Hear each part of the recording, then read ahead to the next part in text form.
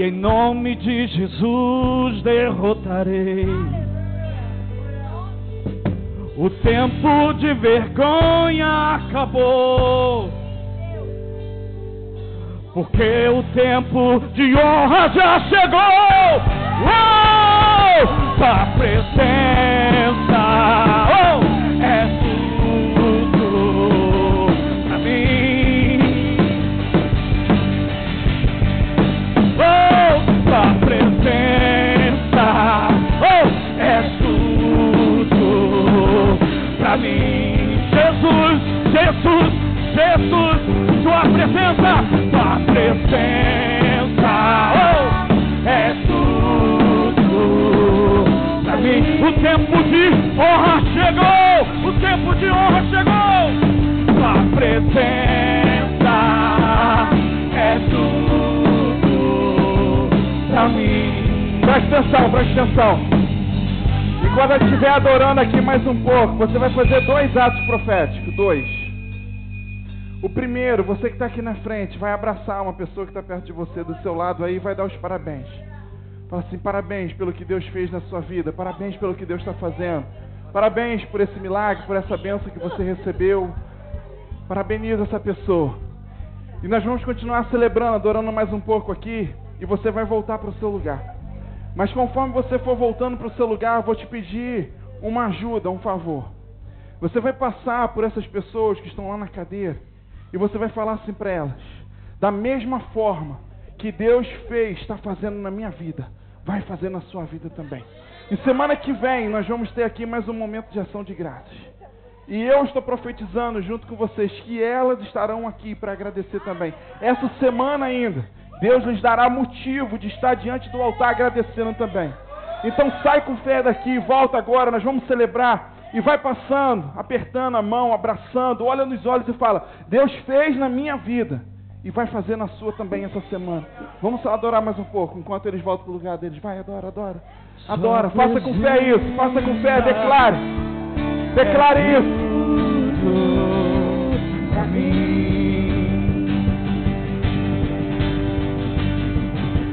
Sua presença é tudo pra mim.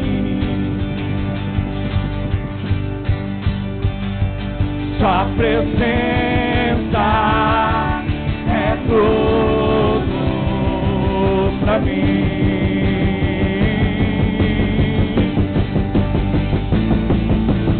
Oh Jesus, oh Jesus, sua presença é tudo pra mim. Oh Jesus, oh Jesus, sua presença é tudo pra mim. Aleluia. Agora erga suas mãos o mais alto que você puder e aplauda Ele bem forte, aplauda o Senhor. Agora respira bem fundo e libera um grito aí de dentro de você, um grito de júbilo ao Senhor. Aleluia! Oh, Jesus! Aleluia! Aleluia! Glória a Deus. Pode se assentar no seu lugar.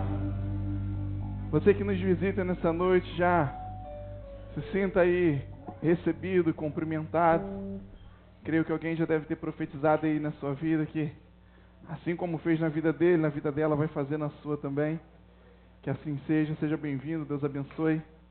Obrigado por você estar aqui. Que você volte mais vezes. Traga sua família também, se possível, em nome de Jesus. Eu tenho uma palavra para compartilhar, para dividir com vocês. O tema dessa mensagem, já vai colocar aqui uma imagem. O tema dessa mensagem é: o que você tem esperado? Eu queria pedir para você perguntar isso para a pessoa que está do seu lado e já estimular, desafiar a reflexão desse irmão, dessa irmã. Olha aí para a pessoa que está do seu lado, por favor.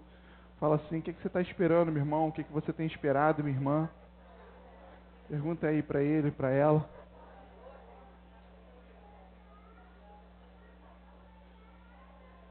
Sabrina de Mauro tem uma resposta já na ponta da língua, né? Fala: estou esperando um bebê, né? Mas além disso, estamos esperando algumas coisas também. E nessa noite a gente precisa conversar sobre esse assunto importante e eu acredito que muito oportuno nas nossas vidas. O que você tem esperado? Agora você perguntou isso para a pessoa que está do seu lado e eu queria que você fizesse essa pergunta agora para você. O que você tem esperado? Você entrou aqui nessa noite esperando o quê? Essa semana que terminou ontem, você esperou o quê de Deus nessa semana? E nessa que começa hoje, que inicia hoje, o que você está esperando? Está esperando que Deus faça o quê na sua vida nesses dias?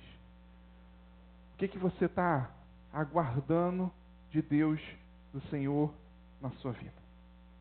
A gente precisa conversar nessa noite porque o Espírito Santo tem me alertado ao longo desses dias que existe um espírito de miséria muito grande influenciando a vida das pessoas.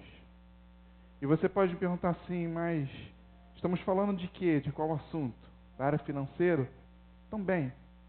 Eu acredito que seja um das dezenas dos assuntos ou das centenas dos assuntos que nós temos para conversar dentro desse tema.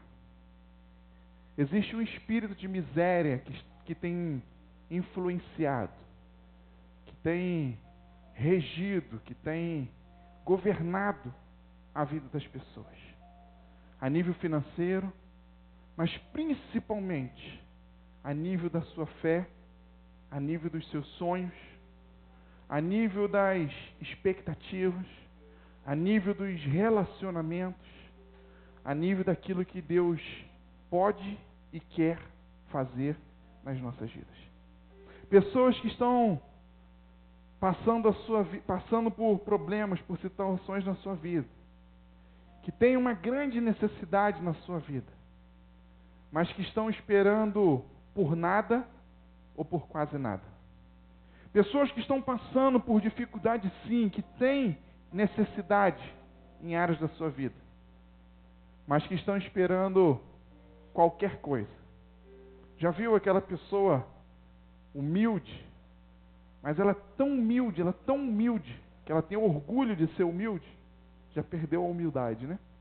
Tem pessoas que são tão humildes, e vêm te pedir algo e você fala assim, com o que é que eu posso te ajudar? Aí ela fala assim, qualquer coisa tá bom. Qualquer coisa que você me der tá bom.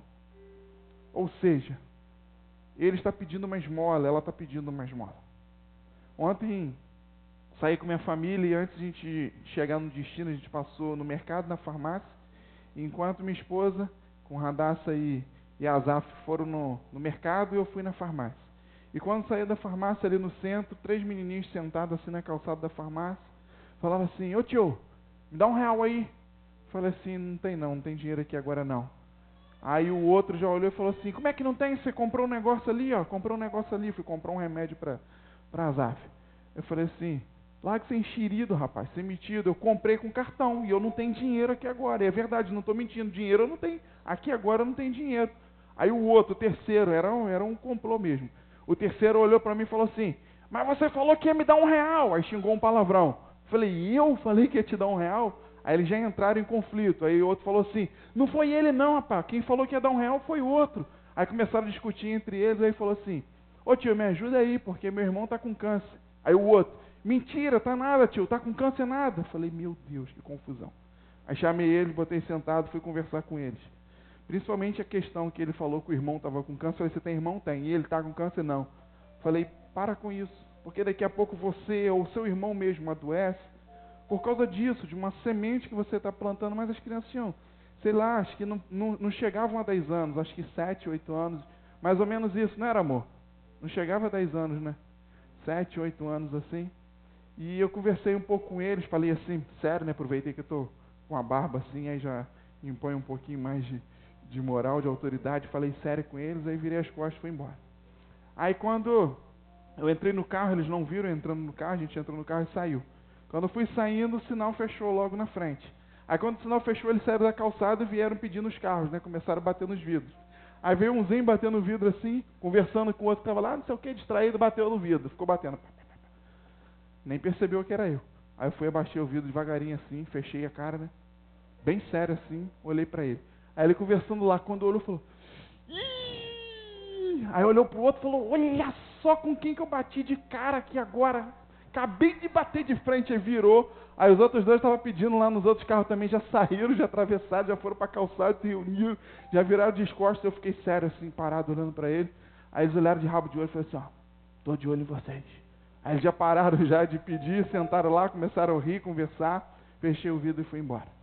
Então, eu estou falando isso porque é um exemplo, uma ilustração desse sentimento, desse espírito de miséria. Na conversa eu perguntei para eles, falei assim, cadê os pais de vocês? Estão em casa. Falei, está passando fome? Não. Tenho que comer em casa? Tenho. Falei, está pedindo aqui por quê? Aí foi aonde o outro inventou, porque meu irmão está com câncer. O outro, mentira, não está nada, está na verdade. Não sabia nem o que estava pedindo. E quando perguntei a necessidade, a real necessidade deles, eles não sabiam responder. E o que vocês querem? Qualquer coisa, R$1, o que tiver, não tem R$1 não, me dá qualquer coisa se tiver. E esse sentimento tem tomado conta de nós também. Tem tomado conta das nossas vidas, do nosso dia a dia. Um espírito que a gente precisa ganhar, receber alguma coisa. Você vê esse principado, essa potestade se manifestando muito forte na época de eleição. As pessoas procurando políticos aí, pedindo um monte de coisa para o político. E meu pai conta uma história que aconteceu no Corpo de Bombeiros, onde ele serviu lá por 30 e tantos anos, que tinha uma pessoa lá que olhava sempre para o bolso da pessoa e se visse um volume assim no bolso, falava, pô, me dá uma bala aí. O cara, não tem bala não. Pô, me dá um cigarro aí. Falou, não tem cigarro não, mas tem um negócio no seu bolso aí, né? Não, é colírio. Ah, então pinga uma gotinha aqui então no meu olho. Sabe, queridos, é esse espírito que tem influenciado a vida das pessoas. A vida de qualquer coisa, eu preciso ganhar qualquer coisa, eu preciso ter vantagem em alguma coisa. Não interessa o que vão me dar, não interessa o que eu vou ganhar, mas eu preciso ganhar alguma coisa. E eu preciso ter vantagem, eu preciso receber alguma coisa que pareça que eu tô tendo vantagem. Não importa se eu tenho necessidade ou não, não importa se serve para mim ou não, não importa. E é sobre isso que a gente precisa conversar hoje. E como que isso pode continuar a permanecer nas nossas vidas? Nesse ano, Deus não quer que esse espírito de qualquer coisa, de alguma coisa, sem necessidade, sem foco, sem realidade, tome conta das nossas vidas, influencie sobre as nossas vidas. Como que o Senhor vai nos honrar, se nem mesmo eu sei o que eu preciso, o que eu quero? Ou se às vezes eu até sei o que eu quero, o que eu preciso, mas eu não acredito naquilo que Deus pode fazer, pode realizar na minha vida. Eu creio que nesse ano de 2017, como essa proclamação não é um tema, não é um slogan, não é um marketing, é uma proclamação. É uma palavra para nos orientar, para nos governar ao longo desse ano que Deus nos deu. Esse é o tempo da honra. Deus vai nos honrar ao longo desse ano. E o que significa isso, honrar? Eu vi que uns 2 ou 3 falaram amém. Porque tem pessoas que estão até com medo de confirmar a proclamação desse ano, até pela falta do conhecimento, até, em outras palavras, pela ignorância. Tem pessoas que até vieram me perguntar, falaram assim, mas que isso? A Bíblia não diz que toda a honra e toda a glória é do Senhor, que não pode dividir? Falei, peraí, vamos ler mais a Bíblia. A Bíblia diz que toda a glória ela é do Senhor e que Deus não divide a glória dele com ninguém. Mas essa mesma Bíblia nos ensina, né, tem 104 versículos que nos ensinam, nos orientam a honrar a Deus e muitos deles que Deus promete nos honrar também. E quando a gente volta à origem dessa palavra, que é só um briefing, só uma amostra grátis do nosso seminário dia 1, 2 e 3 de fevereiro. Então dia 1º, dia 2 e dia 3, quarta, quinta e sexta, 19h30 estaremos aqui na comunidade fazendo um seminário sobre esse tema, dessa proclamação, para ampliar o nosso entendimento. E a Bíblia diz que o conhecimento, a verdade, liberta, restaura, transforma, cura, e eu creio que nesses dias vão acontecer todas essas coisas, porque nós estaremos conhecendo mais do Senhor. Então, essa palavra no original vem do verbo chará, hebraico. E essa palavra, no original, ela tem algumas raízes, alguns sentidos principais. E um dos sentidos, assim, que são primordiais dentro dessa palavra é cumprir. Então, não sei se você já ouviu, até no nosso vocabulário, assim, a pessoa fala assim, Renata honrou com a palavra dela. Prometeu que ia me pagar os R$50, não está me devendo R$50 não, tá? É só um exemplo. E honrou com a sua palavra. No dia e na hora, foi lá e pagou. Não lembro que está devendo R$50 não, tá não, né? Brincadeira, não está não. Vai que esqueceu, né? Então, foi lá e honrou naquele dia e naquela hora aquele determinado valor. Então, isso é honrar. Então, quando nós falamos que nesse ano Deus vai nos honrar, quer dizer que Deus vai pegar a sua palavra, vai pegar aquilo que Ele prometeu e Ele vai ser fiel, Ele vai cumprir sobre as nossas vidas. Então, comece a ampliar, comece a abrir o seu entendimento. Às vezes o próprio preconceito já começa a gerar algumas resistências, já começam a gerar alguns sofismas, alguns bloqueios dentro de você. Mas entenda o que Deus vai fazer. A Bíblia diz isso, que Deus, quando Ele promete, Ele cumpre, Ele honra com a sua palavra. E tem muitas promessas dentro da palavra do Senhor que eu creio que chegou o tempo de cumprir. E vai ser nesse tempo que Deus vai honrar algumas promessas, a sua palavra sobre as nossas vidas. E vai cumprir aquilo que prometeu. Assim como nós humanos prometemos, assumimos um compromisso, um desafio, e vamos lá, honramos segundo o nosso caráter, segundo a nossa cultura, segundo os princípios que temos, vamos lá e honramos aquilo que nós combinamos, assim também, nesse ano, Deus vai honrar aquilo que tem prometido sobre as nossas vidas. Amém, queridos? Então, como o Senhor vai nos honrar, foi só uma amostra para o seminário. Você que não fez inscrição ainda, procure o seu líder de célula, faça a inscrição, ou no final, procure Suzana, a esposa do pastor Marcos, dá um tchauzinho assim, isso, que ela pode fazer a sua inscrição hoje também, para você participar do seminário, é gratuito, não tem valor, mas só para a gente ter a logística aí de quantas pessoas vão participar. Então, como que o Senhor vai nos honrar nesse ano, se nem eu sei o que eu quero e o que eu preciso? Ou se às vezes eu até sei o que eu quero e o que eu preciso, mas não acredito, não creio naquilo que o Senhor vai fazer. Abra a sua Bíblia para embasar, através da palavra, respaldar na palavra que nós estamos conversando, livro de Atos dos Apóstolos, por favor. Lá no capítulo 3.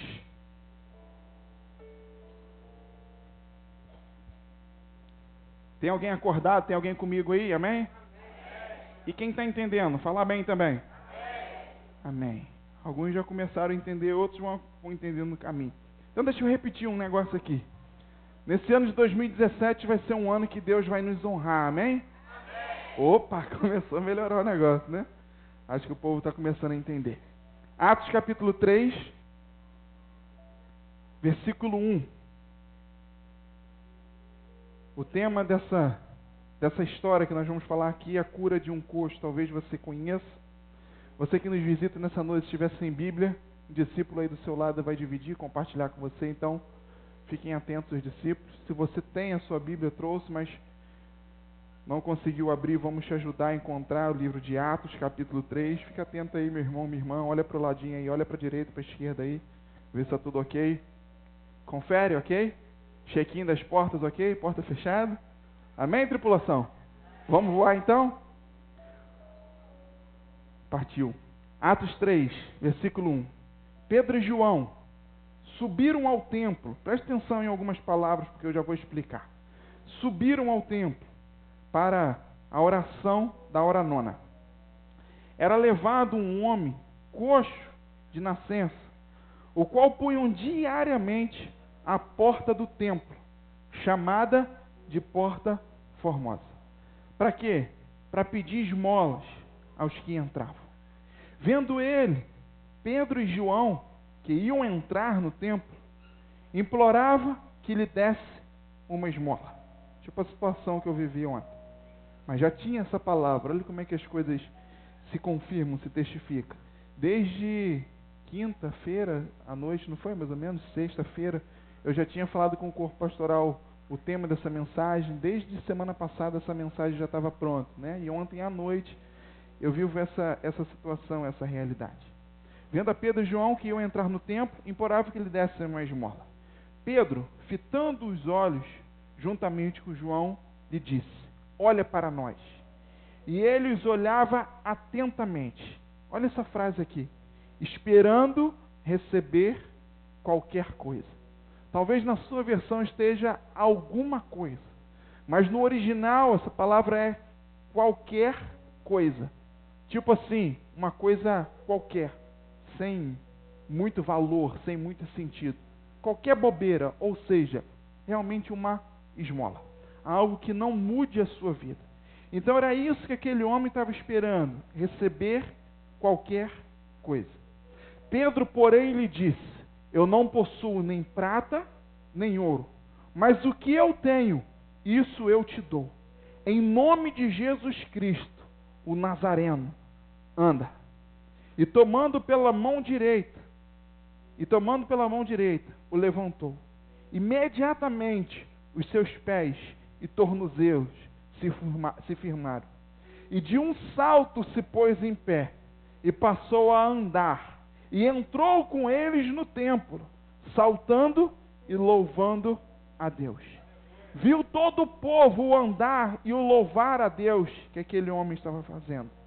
E reconheceram ser ele o mesmo que esmolava. Fala, esmolava. Isso, está lá no passado. Assentado à porta formosa do templo. E se encheram de admiração, de temor, de assombro, por isso que acontecera, pelo testemunho que eles presenciaram. Só até aqui. Você pode dizer amém? Eu quero chamar a sua atenção para alguns detalhes aqui ao longo dessa história. E em cima desses detalhes aqui, Deus quer nos ensinar alguns princípios nessa noite.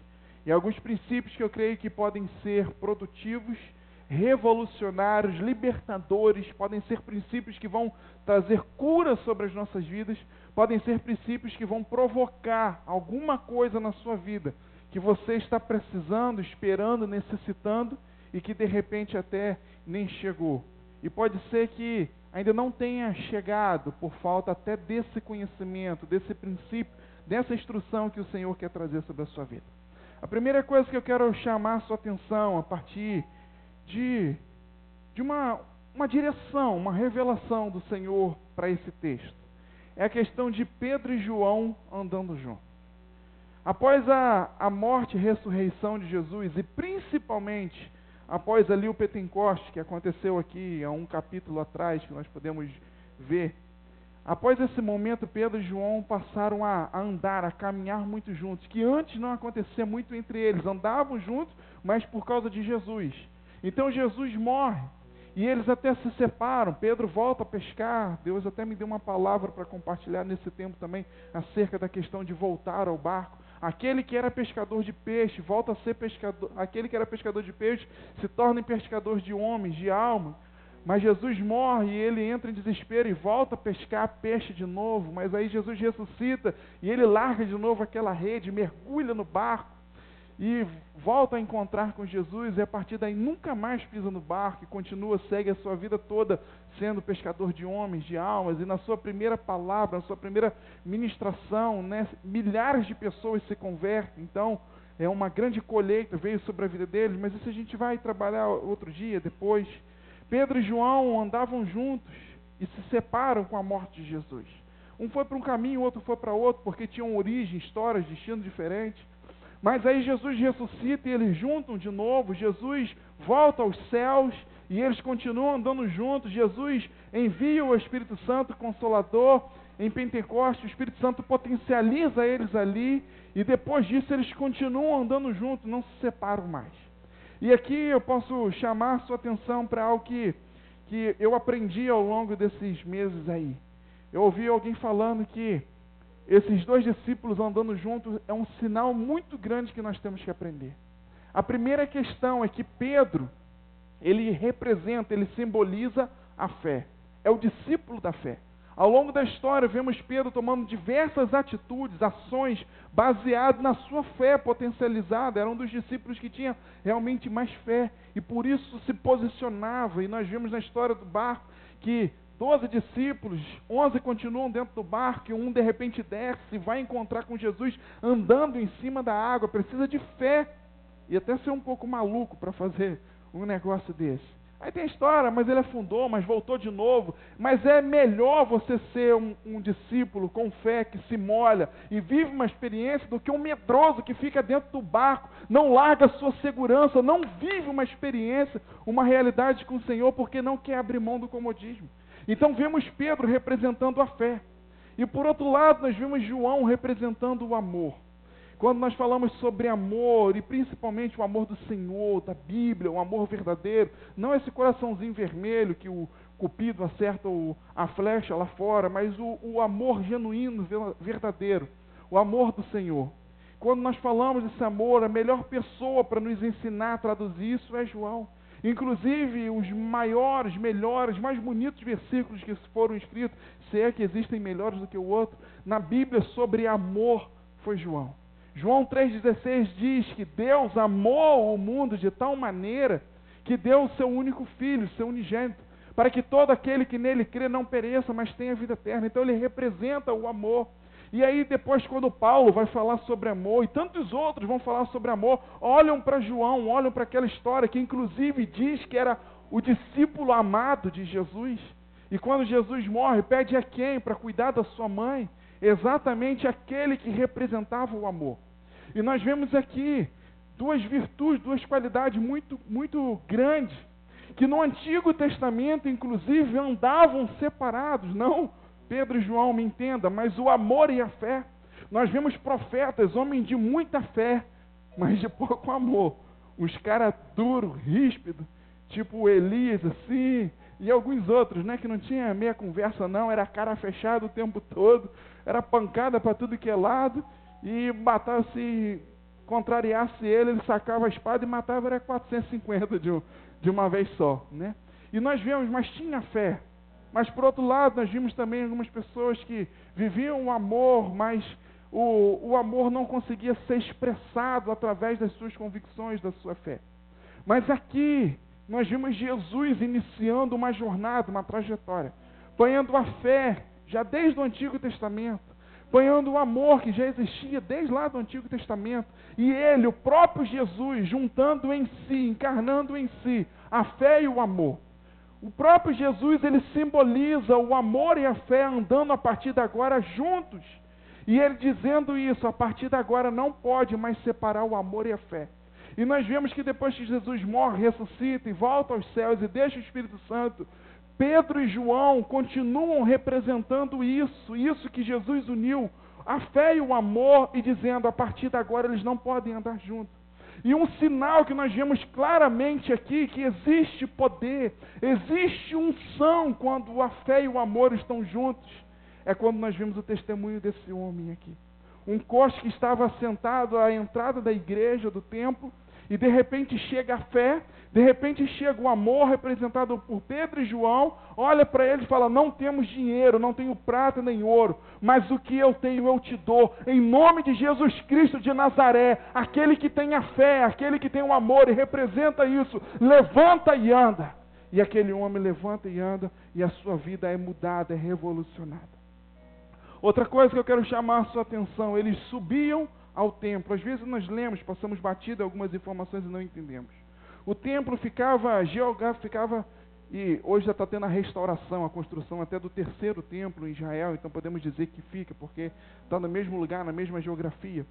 Então, tanto o primeiro templo de Salomão, quanto esse segundo templo aqui que nós estamos falando, e o terceiro também em Israel, que está sendo restaurado, todos esses ficavam geograficamente no lugar mais elevado, ficavam próximo ao Monte Moriá. Então a geografia era maior, então toda vez que alguém queria sair de qualquer lugar de Israel, de Jerusalém, e ir até o monte, ir até o templo, eles precisavam realmente subir alguns morros, algumas montanhas. E diz a história que eles subiam para o templo para adorar, e nós sabemos que lugares altos são lugares que Deus nos leva a níveis, a campos estratégicos. E Deus quer tirar isso das nossas vidas, quer tirar as coisas rasas. Deus quer nos resgatar do vale, dos lugares baixos. E entenda uma coisa, as batalhas, as guerras, as brigas, os conflitos nunca aconteciam ao longo de toda a história da Bíblia nos lugares altos, nas montanhas. Todas as guerras, as brigas, as batalhas aconteciam dentro do vale, no buraco. Então Deus quer que a gente faça isso também, caminhe como esses discípulos e suba aqui a níveis mais altos nas nossas vidas, porque Ele quer nos resgatar muitas das vezes dessas lutas, dessas batalhas, desses desgastes que estamos tendo ao longo da nossa caminhada, mas Ele quer nos levar a um lugar alto. E o templo fica posicionado geograficamente num lugar alto para mostrar isso. Quando nós elevamos a nossa vida, entendemos acerca da adoração, entendemos acerca de servir ao Senhor, entendemos acerca da entrega da nossa vida ao Senhor, nós saímos de um lugar mais baixo, mais raso, e vamos para um lugar mais alto. E quando estamos em algum lugar mais alto, algumas coisas fora do normal, fora do comum, começam a acontecer sobre as nossas vidas. E eles foram lá para orar na hora 9, equivale a 3 horas da tarde. Os judeus contavam horário a partir de 6 horas da manhã, porque o sol clareava às 6 horas da manhã, então a primeira hora, 6 horas, 7 horas, segunda hora, 8 horas, terceira, e assim em diante. A hora 9 era 3 horas da tarde. Assim como o nosso culto de celebração aqui é marcado para 19 horas, amém? Alguém tem dúvida que é 19 horas do culto? Não é 19h30, não é 20, né? Amém? Semana passada falamos sobre isso e hoje estamos reciclando, amém? Então tá. 19 horas, que hora que é o culto? Isso, e lá era que horas? 15 horas, gente. Hora 9, 15 horas da tarde, 3 horas da tarde. Então, às 15 horas, não chega aqui semana que vem. Não, pode até chegar, vai chegar antes, né? Mas não vai embora, não. Fica aqui 15 horas, chega e daqui a pouco, 4 e pouco, 5 horas, o pessoal do louvor aqui já abre para começar a preparar tudo, você já vai estar aqui. Então, 15 horas eles sobem ao templo e começam a adorar. Outra coisa que eu quero chamar a sua atenção aqui, uma informação, a Porta Formosa. Ano passado, inclusive, fui até ministrar de uma igreja, no ministério a qual tem um nome, né? Aqui é a Comunidade Evangélica Vida, e cada um batiza, né? Dá ali um nome que o Senhor lhe deu, lhe revelou, e amém. E eu fui ministrar no ano passado numa igreja, um ministério que se chama Porta Formosa, né? E a gente ministrou lá, foi um tempo legal, foi até próximo ao aniversário da comunidade. E por que a gente encontra aqui esse nome, Porta Formosa? O que está associado a isso? Talvez você possa pensar, né? A porta era bonita, era de madeira, era de ouro, era de não sei o que lá. Não está ligado à porta. Eu já ensinei aqui para vocês que o templo, o tabernáculo, que era móvel, né? Que foi construído lá desde... Deus deu a instrução, desde os homens do Antigo Testamento, quando Abraão recebeu uma revelação que precisava a construir, edificar alguma coisa para servir ao Senhor. Depois, quando algumas pessoas como Moisés, como Josué, continuaram entendendo isso, seguindo. Depois Davi, aí Salomão, ele construiu fisicamente. Mas quando esse povo andava, quando esse povo peregrinava, principalmente a partir de Moisés e Josué, eles construíram um templo. Mas esse templo era de tenda, de lona, porque eles estavam viajando por 40 anos e não podia ser fixo. Então, quando eles construíram isso, desde lá, foi dado alguns nomes às portas de entrada. Já ensinei isso para você. Uma porta que entrava no átrio, que era o primeiro lugar que chegava na tenda, no tabernáculo, era chamada do caminho.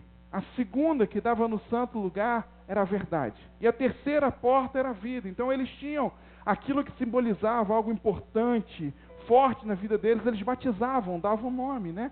Assim como o profeta pegou uma pedra como essa aqui e chamou ela de Ebenezer, e ele declarou: até aqui o Senhor nos ajudou. Essa pedra simboliza, representa isso. E nós fizemos esse ato profético também desde o culto da virada, colocamos essa pedra aqui. Júlio, inclusive, carregou ela sozinho de lá de fora até aqui, né? Pensa num cara forte. 2 anos já que ele faz isso consecutivo, né? Pensa num cara forte. E colocou a pedra e a gente batizou, derramou o óleo da unção sobre a pedra e fizemos esse ato profético, declaramos que até aqui nos ajudou o Senhor. Então eles batizaram o nome dessa porta, da entrada agora do segundo templo. O primeiro templo construído por Salomão, que foi destruído. Então, um dia, Ciro expede o decreto liberando o povo da Babilônia, e Zorobabel vai lá e começa a reconstrução, ele que iniciou a reconstrução, e temos aqui nesse momento o segundo templo reconstruído. E esse segundo templo ficou bonito também, tudo organizado, bonitinho, e eles dão um nome a essa porta e chamam ela de Formosa. Não por causa da porta, mas por causa do que tinha lá. Quando aquela porta se abria, eles viam uma formosura lá dentro. Primeiro por causa da arquitetura, dos detalhes, né, da preciosidade das coisas que estavam ali dentro, organizado. Por causa da adoração que era prestada dentro do templo. por causa do serviço ao Senhor que era feito ali, por causa das orações e por causa também do milagre que era feito naquele lugar. Porque o próprio profeta Ageu, ele liberou uma palavra dizendo o seguinte: a glória da segunda casa vai ser maior do que a da primeira. Porque o primeiro templo foi destruído e o templo de Salomão, coisas grandiosas Deus fez ali naquele templo, naquela reunião ali. Mas houve uma promessa de Ageu falando: o segundo vai ser maior ainda, coisas maiores vão acontecer. E eu não sei se você já está começando a pegar isso hoje, quando eu estudava. E eu associava com essa obra que nós vamos fazer, esse templo, esses 7 anos, coisas que nós já vivemos aqui. Por isso que no dia que a gente estava profetizando, tempos melhores estão por vir, obras maiores se farão nesse lugar, eu estava aqui abaixado orando, o Senhor falou: não, sai daqui e vai lá fora, ora lá. E chega lá e encontra mais 3 malucos orando por um lugar que não tem nada, está sem forma e vazio. Mas então eu começo a entender que a glória da segunda casa vai ser maior do que a da primeira. Por isso que era a porta formosa, porque milagres aconteciam ali dentro. Era um lugar de adoração, era um lugar de serviço, de adorar o Senhor. Então, diante dessa informação, esse próprio conceito, a glória da segunda casa realmente foi maior. No primeiro templo de Salomão, no Antigo Testamento, só os homens do Antigo Testamento pisaram. Mas nesse segundo templo aqui, sabe quem esteve várias vezes dentro desse templo, orando, adorando, e coisas aconteceram com ele ali dentro? O próprio Jesus. Então, por mais que não tivesse acontecido mais nada, Ageu tinha razão. A glória da segunda casa foi maior, muito maior do que a da primeira, porque o próprio Jesus esteve lá dentro. É certo que depois ele volta, no templo, estão vendendo um monte de coisa lá, fazendo comércio, perderam a visão, desviaram seu coração, seu propósito, e ele vira mesa, ele grita com todo mundo, chuta o balde, faz arruaça lá dentro, porque ele viu que estavam distorcendo o conceito, o propósito. Mas várias vezes Jesus esteve lá. E outra informação, o coxo estava ali por um motivo. E nós lemos aqui 2 vezes, primeiro no versículo 2, fala assim: ele estava ali para pedir esmolas. E lá no versículo 5 diz assim: ele estava esperando receber alguma coisa. Ele estava esperando receber qualquer coisa, ele estava esperando receber esmola. E diz que todos os dias, há muito tempo já, todos os dias esse homem era levado para lá. Desde que nasceu, era coxo, aleijado, não podia andar, e todo dia alguém levava ele e colocava lá na porta. Mas para que as pessoas estavam levando ele e colocando na porta? Para ser curado? Para ter a sua vida mudada? Não, a motivação de quem o levava e a motivação dele que se posicionava ali todos os dias era para uma coisa, sabe para quê?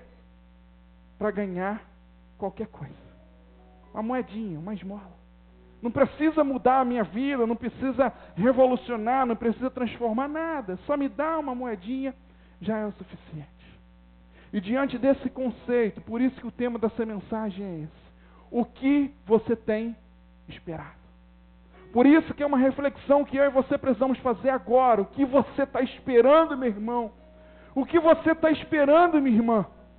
Aquele coxo ia todos os dias para aquele lugar e pessoas o levavam por causa de qualquer coisa, por causa de esmola, por causa de miséria. E ele estava diante do templo, ele estava diante da porta formosa. E quando aquelas portas se abriam, realmente coisas lindas, formosas, maravilhosas aconteciam lá dentro, a começar da adoração ao Senhor. Lugar de adoração, lugar de presença do Senhor, lugar de milagres, lugar de promessa, como Ageu liberou: a glória da segunda casa vai ser maior. E por que esse homem não toma posse disso, não se apropria disso para a sua vida, mas continua preso pela esmola?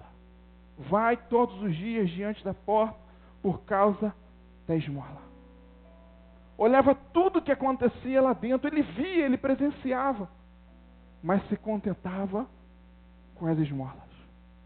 Fala assim: aquele homem via coisas formosas, mas se contentava com esmolas. Por isso a pergunta é: o que você tem esperado? Mudando um pouquinho as letras, o vocabulário aí, com o que você tem se contentado? Talvez esse seja o seu discurso hoje. Não, qualquer coisa está bom. O que você sonha para o seu relacionamento? Não. Um varãozinho qualquer, magrinho, aqui tá bom, tudo tá... Não, a namoradinha tá bom.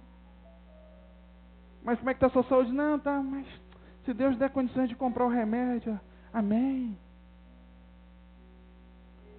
Como é que tá, meu irmão, a expectativa? O que você está esperando que Deus faça, que Deus realize na sua vida? O Espírito Santo te trouxe aqui hoje para chamar a sua atenção, te confrontar como está fazendo na minha vida e dizer isso para você. Muitas das vezes eu e você estamos diante da porta formosa, diante de um lugar onde as coisas têm acontecido, e não sou prepotente de falar da geografia, não, aqui também. Mas nós temos vivido um tempo onde Deus tem feito coisas maravilhosas.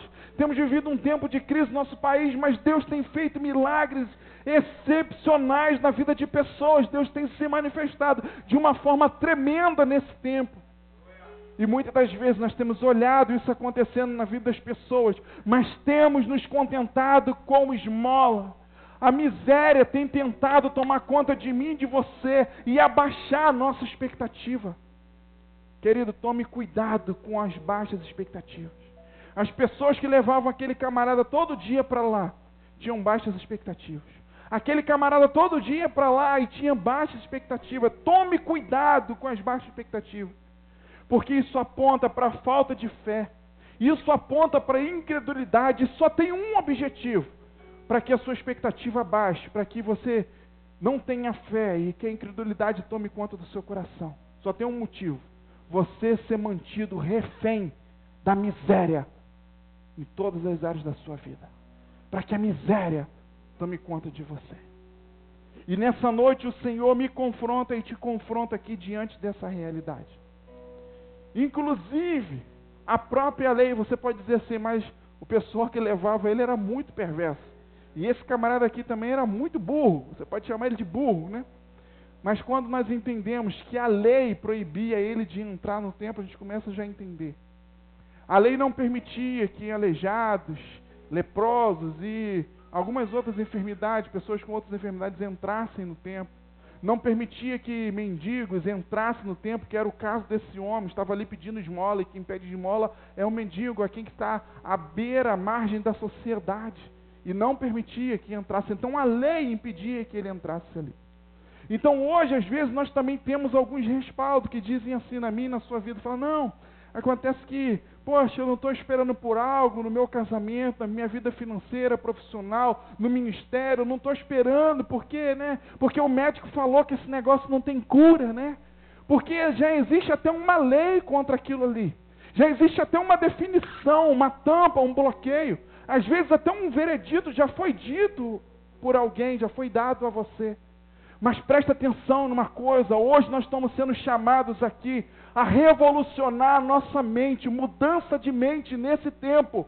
Não se conforme com esse mundo, mas tenha a sua mente mudada, transformada, revolucionada, segundo aquilo que Deus quer sobre a sua vida. Porque aí, quando você fizer isso, você vai experimentar a boa, agradável e perfeita vontade do Senhor. Então presta atenção em uma coisa. Tinha uma limitação para aquele homem, a lei. Não pode entrar no templo. E ele obedeceu, cumpriu, inclusive estava certo, tinha que obedecer. As leis da nossa sociedade nós temos que obedecer. Ontem fui parado numa blitz, voltando do jantar com minha família, e tive que ir assoprar o bafômetro, né? E o cara perguntou, bebeu? Falei, hoje não. E ele, quando foi? Falei, uns 33 anos atrás, completou dia 11 de janeiro, agora uns 33 anos atrás. Aí brincando com ele, falei, não faço uso de álcool. Falei, todo mundo fala isso, assopra aqui. Aí soprei o negócio, deu zero. Falei, sim, deu zero. Temos que cumprir a lei. E ele cumpriu. Mas preste atenção, usamos as coisas, as circunstâncias, as situações à nossa volta como um respaldo, como um direito nosso de nos manter refém dessas situações. Presta atenção, existia uma limitação sobre a vida desse homem, e ele se contentou, ele respeitou essa limitação. As pessoas entram no templo, ele não pede para levar ele lá dentro, ele não pede, fala, poxa, conversa com alguém lá, pede para me levar no templo, deixa eu entrar, eu creio que vai acontecer, eu quero adorar, eu quero servir. Ele não faz isso, mas ele fica ali pedindo esmolas, algo que não vai mudar a vida dele. E eu e você somos assim também. Algumas limitações que foram impostas por mim e por você, algumas limitações que foram impostas por outras pessoas sobre as nossas vidas, nós respeitamos isso mais do que o próprio Deus. E ficamos reféns dessas limitações, e ficamos à beira da porta, ficamos à beira do milagre, à beira da revolução nas nossas vidas sempre. Porque estamos nos contentando com esmolas, com pouco, se comparado àquilo que Deus quer e pode fazer sobre as nossas vidas. Só que o que a Bíblia diz ao meu e ao seu direito, ao meu e ao seu favor é diferente. Grandes coisas é o que Deus tem para fazer na minha vida. Eu não sei na sua. Mentira, eu sei sim.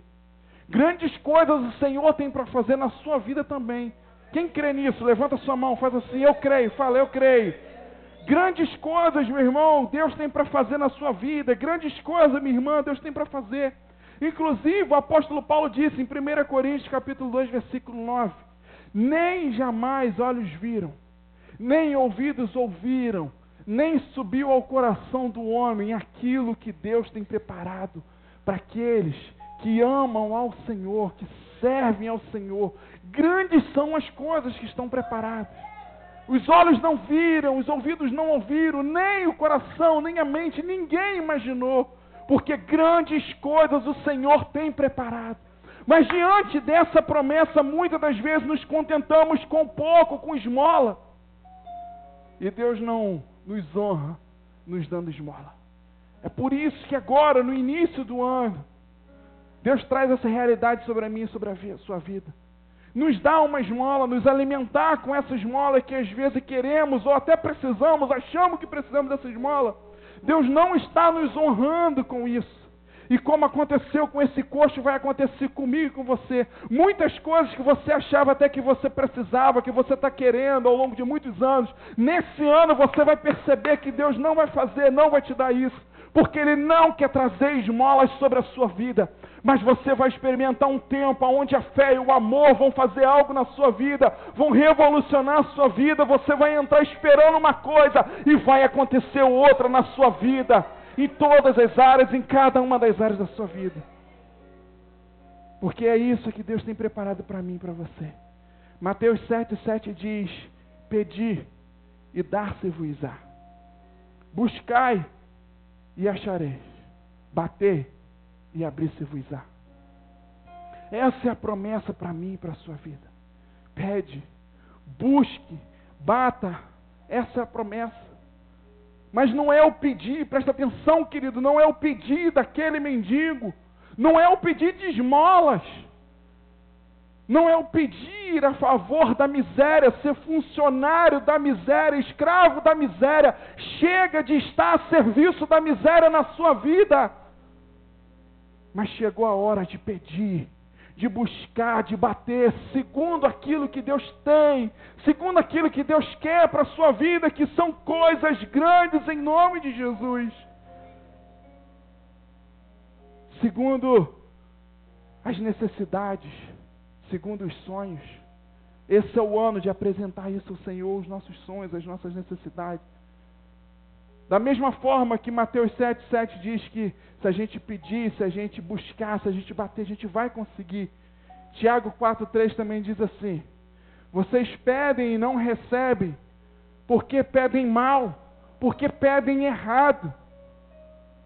Já fica aí uma afirmação para a gente trabalhar semanas, meses, estações, anos.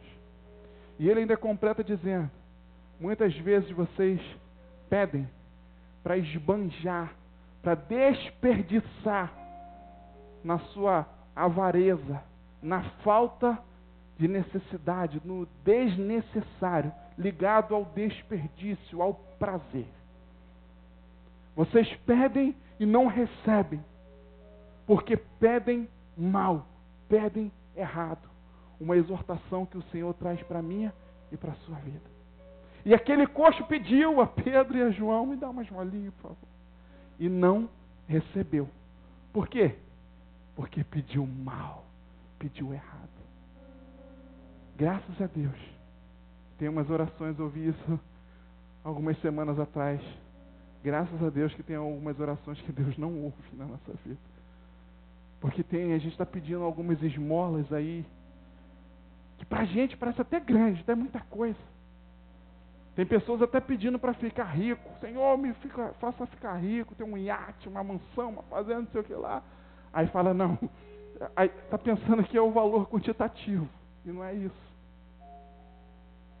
Porque até isso, toda a fortuna dos 8 homens mais ricos do mundo, que somando a fortuna deles, é mais do que a fortuna da metade da população de 3,5 bilhões de habitantes da Terra. 8 homens são mais ricos, juntos, são mais ricos do que a metade da população mundial hoje, 3,5 bilhões. Até a fortuna desses avarentos diante do Senhor esmola, porque Ele é dono do ouro, da prata, Ele é dono dos céus e da terra. E a Bíblia diz que lá nos céus tem um tesouro, Ele é o dono, Ele tem a chave desse tesouro, e Ele está pronto a abrir sobre mim e sobre a sua vida. Mas não é dinheiro, não é dinheiro. Vai olhar na vida dessas pessoas. Filhos envolvidos com drogas, com prostituição, com homossexualismo, com tantas coisas, doenças que todo dinheiro do mundo não cura, não aumenta um dia, como a Bíblia diz, a sua vida, a sua caminhada. Então não está ligado ao valor, mas está ligado ao propósito, à essência. E nós temos perdido o propósito, temos pedido esmolas ao Senhor, enquanto Ele quer fazer algo grande, revolucionário nas nossas vidas. E esse ano Ele quer que a gente mude esse pensamento, essa realidade, porque Ele quer nos abençoar, Ele quer honrar as nossas vidas nesse ano, honrar a nossa fé. Então chega de espírito de miséria, chega de qualquer coisa, chega de esmolas, porque grandes coisas tem o Senhor para a minha vida, grandes coisas tem o Senhor para a sua vida. Amém, irmão? Amém, irmã? Abra sua Bíblia de novo aí, Marcos, capítulo 10. Deixa eu te mostrar um negócio.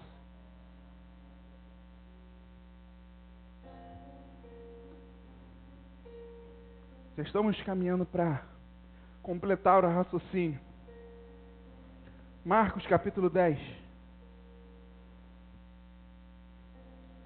Divide aí sua Bíblia, compartilha. Ajuda a pessoa a abrir aí, por favor. Marcos 10. Achou, amém? Agora vai lá no 46, versículo 46.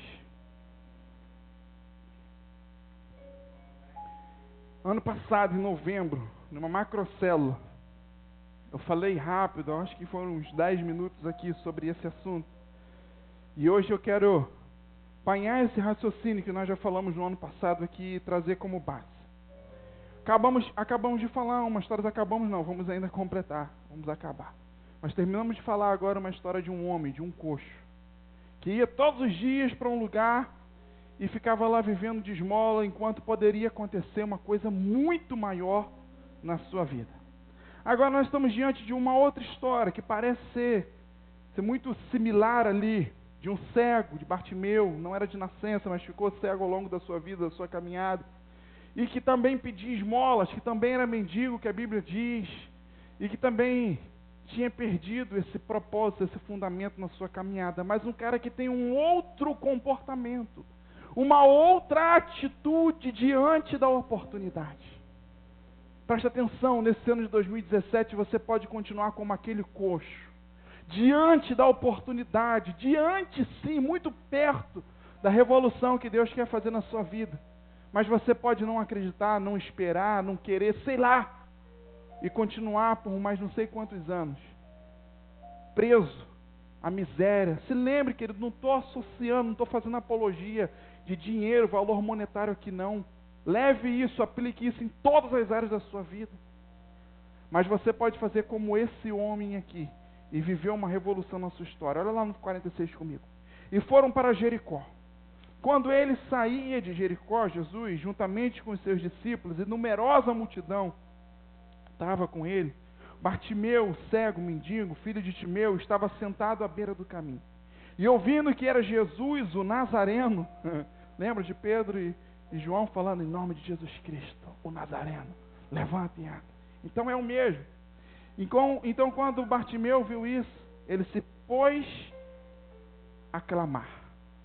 Ele deixa de pedir, ele deixa de esmolar. Presta atenção, ele estava ali fazendo a mesma coisa, esmolando. E a gente vai ver até pelo contexto da história aqui, ele estava abaixado, com uma capa, fazendo aquela carinha de pobre coitado também, entendeu?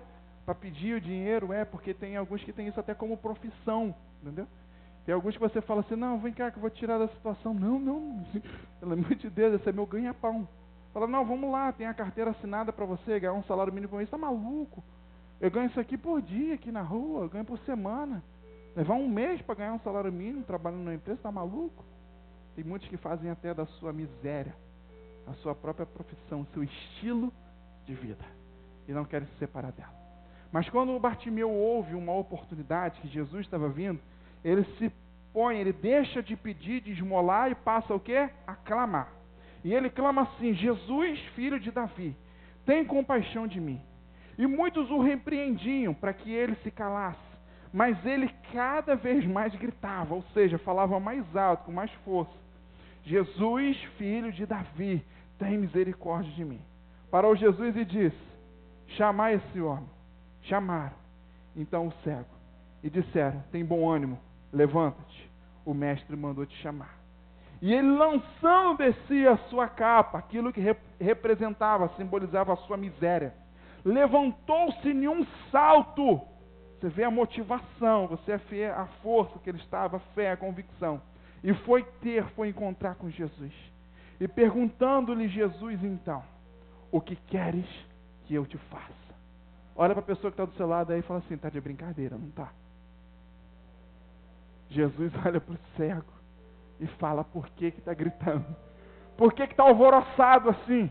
Está andando com Ticiane, está andando com Evelyn? O que está acontecendo com você que está alvoroçado desse jeito? Por que está nervoso desse jeito? Está gritando por quê? O que você quer? Como é que pergunta para um cego o que é que o cego quer? É claro que ele quer ver, ele quer enxergar. Então o cego respondeu, mestre, que eu torne a ver.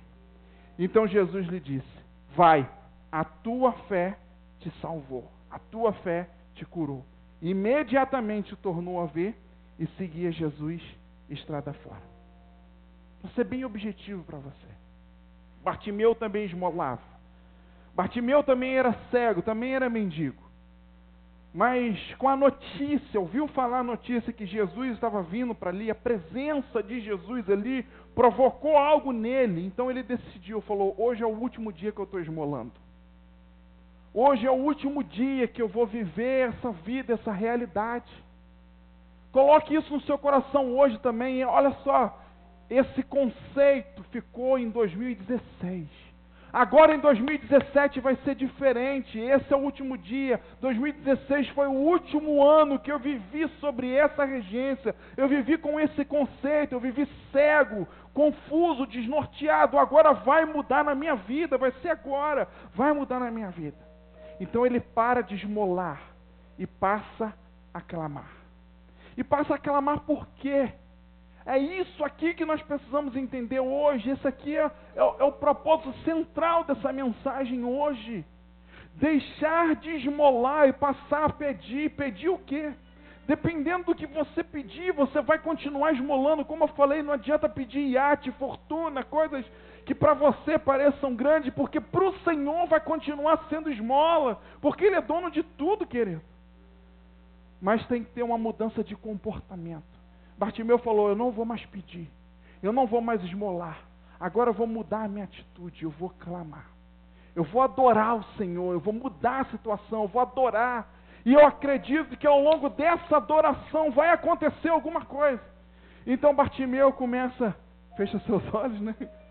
Não precisava, já não estava enxergando nada, e começa, Jesus, filho de Davi, tem misericórdia de mim, tenha compaixão de mim.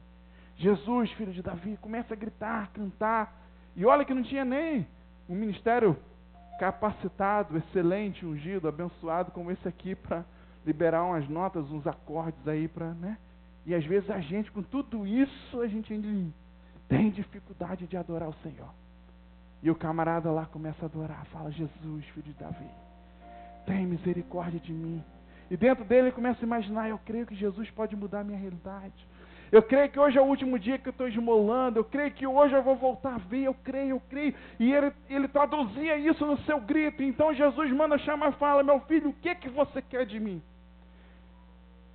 Para mim e para você parece boba, imbecil essa pergunta, mas não é. O que queres que eu te faça? Parece sem sentido, meu irmão. Mas Jesus queria que ele confessasse que ele